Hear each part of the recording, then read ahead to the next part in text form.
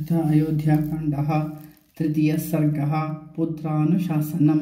तेषामञ्जलिपद्मानि प्रगृहीतानि सर्वशः प्रतिगृह्याब्रवीद् राजा तेभ्यः प्रियहितं वचः अहोऽस्मि परमप्रीतः प्रभावाश्चातुलो मम यन्मे ज्येष्ठं प्रियं पुत्रं यौवराज्यस्तमिच्छत इति प्रत्युच्य तान् राजा ब्राह्मणानिदमब्रवीत् वसिष्ठं वामदेवं च तेषामेवोपसृण्वतां चैत्रः श्रीमानयं मासः पुण्यः पुष्पितकाननः यौवराज्याय रामस्य सर्वमेवोपकल्प्यताम् राज्ञस्तु परते वाक्ये जनघोषो महानभूत् शनैस्तस्मिन् प्रशान्ते च जनघोषेण राधिपः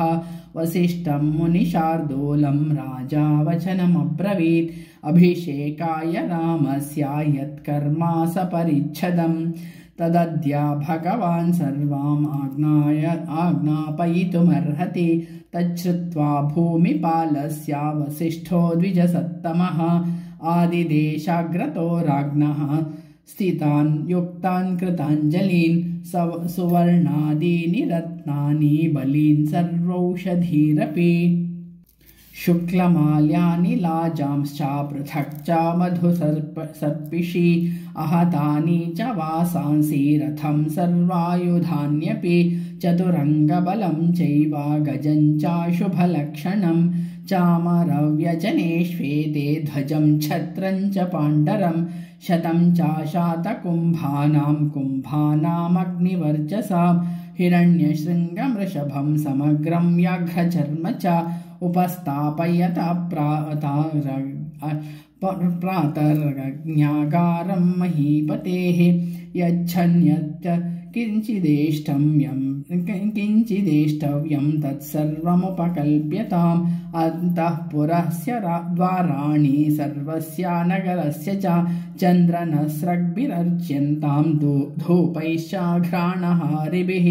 प्रशस्तमन्नं गुणवद्यदधिक्षीरोपसेचनं द्विजानां शतसाहस्रं यत्प्रकामबलं भवेत् सत्कृत्या द्विजमुख्यानां श्वः प्रभाते प्रदीयतां घृतं दधि च लाजाश्च दक्षिणाश्चापि पुष्कलाः सूर्येभ्योदितमात्रेषु भविता स्वस्ति वाचनं ब्राह्मणाश्च नियन्त्र्यन्तां कल्प्यन्तामासनानि च आबध्यन्तां पताकाश्च राजमार्गश्च सिच्यतां सर्वे चातालावचरा गणिकाश्च स्वलङ्कृताः कक्ष्यां द्वितीयमाश्रित्या तिष्ठन्तु नृपवेश्मनः देवायतनचैत्येषु स्नानभक्ष्या सदक्षिणाः उपस्थापयितव्या योग्याः पृथक् पृथक् दीर्घासि बद्धयोधाश्च सन्नद्धा मृष्टवाससः महाराजाङ्गणं सर्वे प्रविशन्तु महोदयम् एवं व्यादिश्य विप्रौतौ क्रियास्तत्रा सुनिष्ठितौ चक्रतश्चैव यच्छेषं पार्थिवाया निवेद्य च कृतमित्येव चाब्रूतामभिगम्य जगत्पतिं यथोक्तवचनं प्रीतौ हर्षयुक्तौ द्विजर्षभौ ततः सुमन्त्रं द्युतिमान् राजा वचनमब्रवीत् रामः कृतात्मा भवता शीघ्रमानीयतामिति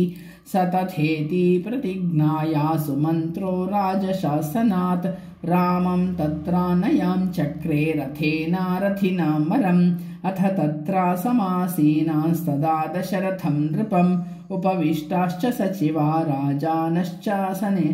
सनैगमाः प्राच्योदित्या प्रतीच्याश्च दक्षिणात्याश्च भूमिपाः म्लेच्छाश्चर्याश्च ये चान्ये वनशैलान्तवासिनः उपसां चक्रिरे सर्वे तं देवा इव वासवम् तेषां मध्ये स राजर्षिर्मरुतामिव वासवः प्रासादस्थो रथगतं ददर्शायान्तमात्मजं गन्धर्वराजप्रतिमं लोके विख्यातपौरुषं दीर्घबाहुं महासत्त्वं मत्तमातङ्गगामिनम् चन्द्रकान्ताननं रामम् अतीवा प्रियदर्शनं रूपौदार्यगुणैः पुंसां दृष्टिचित्तापहारिणं घर्माभितप्ताः पर्जन्यं ह्लादयन्तमिव प्रजाः न ततर्पासमायान्तं व्यपश्यमानो नराधिपः अवतार्यासु मन्त्रस्तं राघवं स्यन्दनोत्तमात् पितुः समीपं गच्छन्तं प्राञ्जलिः पृष्ठतोऽन्वगात् सतं कैलासशृङ्गाभं प्रासादं नरपुङ्गवः आरुरोहा नृपं द्रष्टुं सहासूतेन राघवः स प्राञ्जलिरभिप्रेत्य प्रणतः पितरन्तिके नाम स्वं श्रावयन् रामो ववन्दे चरणो पितुः तं दृष्ट्वा प्रणतं पार्श्वे कृताञ्जलिपुटं नृपः गृह्याञ्जलो समाकृष्य सस्वजे प्रियमात्मजं तस्मै चाभ्युदितं सौम्यं मणिकाञ्चनभूषितं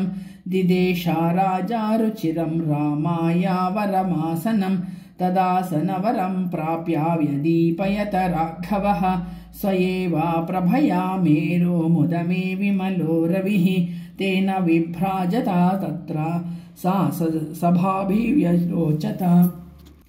विमलग्रहनक्षत्रा शारदी द्यौरिवेन्दुना तं पश्यमानो नृपतिस्तुतोषा प्रियमात्मजम् अलङ्कृतमिवात्मानम् आदर्शतलसंस्थितं सतं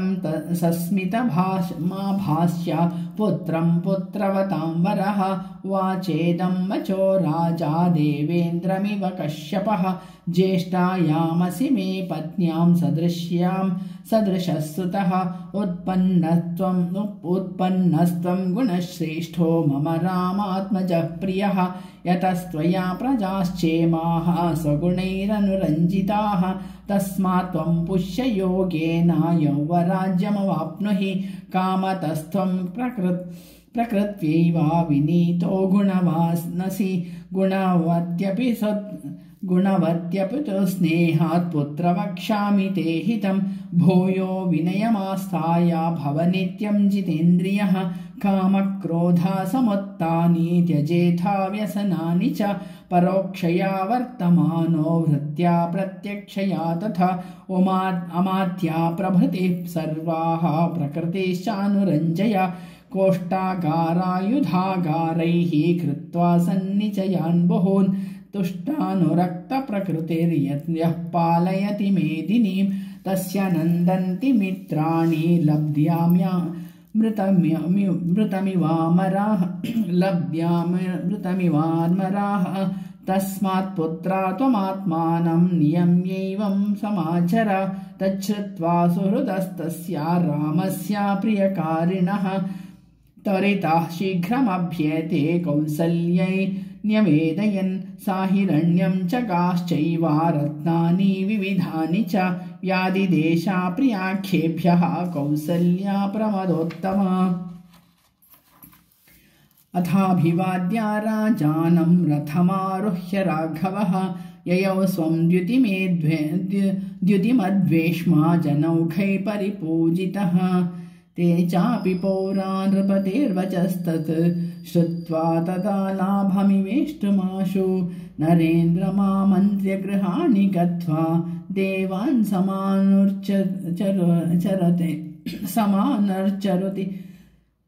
चुरति प्रहृष्टाः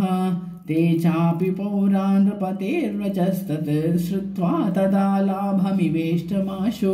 नरेन्द्रमामन्त्र्य गृहाणि गत्वा देवान् समानर्चरति प्रहृष्टाः। तत्सदिति श्रीमद् रामायणे वाल्मीकि आदिकाव्ये 24 संहितायाम्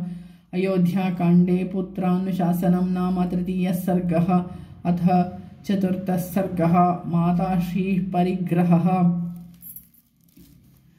गतेष्वथा नृपो भूयः पौरेषु सह मन्त्रिभिः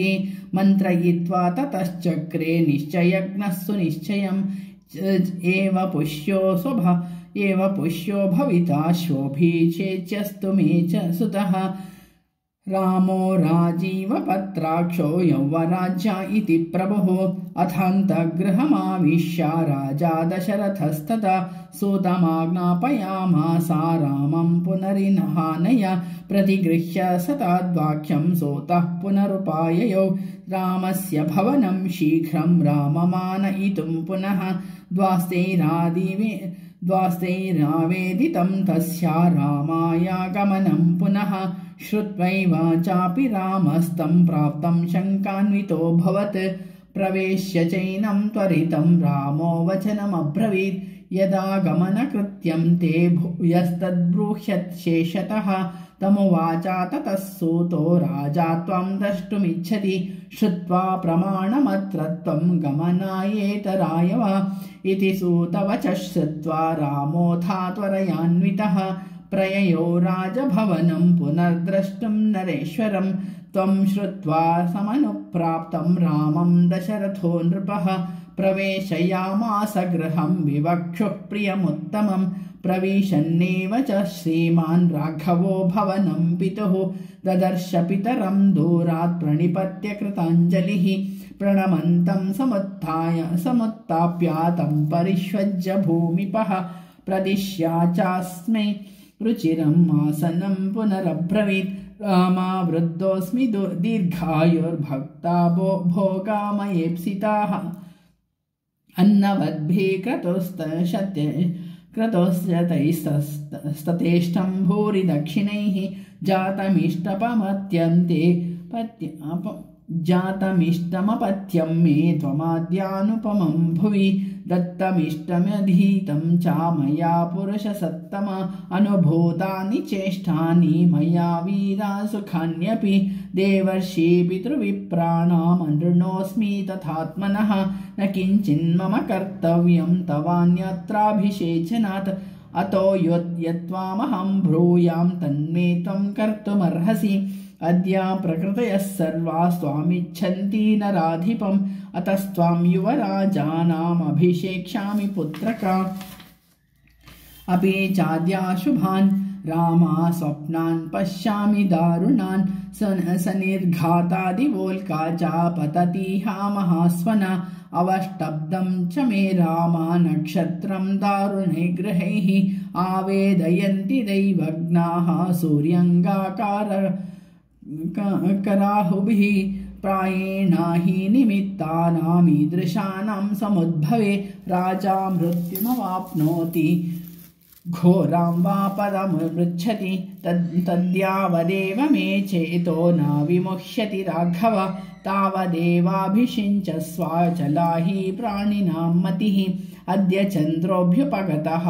पुष्यात् पूर्वं पुनर्वसु श्वः पुष्ययोगं नियतं वक्ष्यन्ते दैवचिन्तकाः तत्र पुष्येऽभिषिञ्चस्व मनस्त्वारयतीव वां श्वस्त्वाहमभिषेक्ष्यामि यौवराज्ये परन्तप तस्मात् त्वायाध्य प्रभृति निषेयं नियतात्मना सह वध्वोपवस्ताद्य दर्भप्रस्तरशायिन सुहृदश्च प्रमत्तास्त्वां रक्षन्त्वद्यासमन्ततः भवन्ति बहुविघ्नानि कार्याण्येवं विधानिः विप्रोषितश्च भरतो यावदेवापुरादितः तावदेवाभिषेकस्ते प्राप्तकालो मतो मम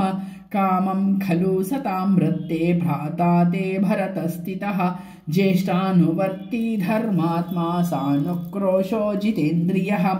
किं तु चित्तं मनुष्याणामनित्यमिति मे मतिः सतां च धर्मनित्यानां कृतशोभी च राघव युत्युक्तः सोऽभ्यनुज्ञातः शोभावीन्यभिषेचने व्रजेति रामः पितरामभिवाद्याभ्ययाद्गृहं प्रविश्य चात्मनो वेश्मा राज्ञोद्दिष्टेऽभिषेचने तत्क्षणेन च निष्क्रम्य मातरन्तः पुरं ययौ तत्र तां प्रवणामेव मातरं क्षोमवासिनीं वाग्यतां देवतागारे ददर्शायाचतीं श्रियं प्रागेवाचागता तत्र सुमित्रा लक्ष्मणस्तथा सीता चानायिता श्रुत्वा प्रियं रामाभिषेचनं तस्मिन् काले हि कौसल्या तस्तावामीलिते क्षणा सुमित्रयान्वास्यमाना सीताया लक्ष्मणेन च श्रुत्वा तो पुष्ये पुत्रस्य यौवराज्याभिषेचनं प्राणायामेन पुरुषं ध्यायमाना जनार्दनं तथा सनियमामेव सोऽभिगम्याभिवाद्य च उवाच वचनं रामो हर्षयं स्तामनिन्दिताम् अम्ब पित्रा नियुक्तोऽस्मि प्रजापालनकर्मणि भविताश्वभिषेकोऽयं यथा मे शासनं पितुः सीतयाप्योपवस्थाव्या रजनीयं मया सह एवं ऋत्विगपाध्यायैः सह मामुक्तवान् पिता यानि यान्यत्र योग्यानि शोभाविन्यभिषेचने तानि मे मङ्गलान्यद्य वैदेह्याश्चैव कारय एतच्छ्रुत्वा तु कौसल्या चिरकालाभिकाङ्क्षितं हर्षबाष्पकुलं वाक्यम् इदं राममभाषत वत्स राम चिरं जीवा हतास्ते परिपन्थिनः ज्ञातीन् मे त्वं श्रिया युक्तः सुमित्रायाश्च नन्दय कल्याणे बत नक्षत्रे मयि जातोऽसि पुत्रक येन त्वया दशरथो गुणैरादधिपतः पिता अमोघं बत मे क्षान्तं पुरुषे पुष्करे क्षणे येयामिक्ष्वाकुराज्यश्रीपुत्रं त्वां संशयिष्यति इत्येवमुक्तो मात्रेदं रामो भ्रातरमब्रवीत् प्राञ्जलिं प्रह्वमासीनामभिवीक्ष्य स्मयन्निव लक्ष्मणे मां मया सार्धं प्रसाधि त्वं वसुन्धराम् द्वितीयं मेऽन्तरात्मानं त्वामियं श्रीरुपस्थिता सौमित्रे भुङ्क्ष्व भोगां स्वामीष्टान् राज्यफलानि च जीवितं चाहि राज्यं च त्वदर्थम् अभिकामये इत्युक्त्वा लक्ष्मणं रामो मातरावभिवाद्य च अभ्यनुज्ञाप्य सीतां च जगामास्वं निवेशनम्। ओम तत्सत्। इत्यार्थे श्रीमद् रामायणे वाल्मीकिये आदिकाव्ये चतुर्विंशतिसहस्रिकायां संहितायाम् अयोध्याकाण्डे मात्राशी परिग्रहो नाम 4th सर्गः।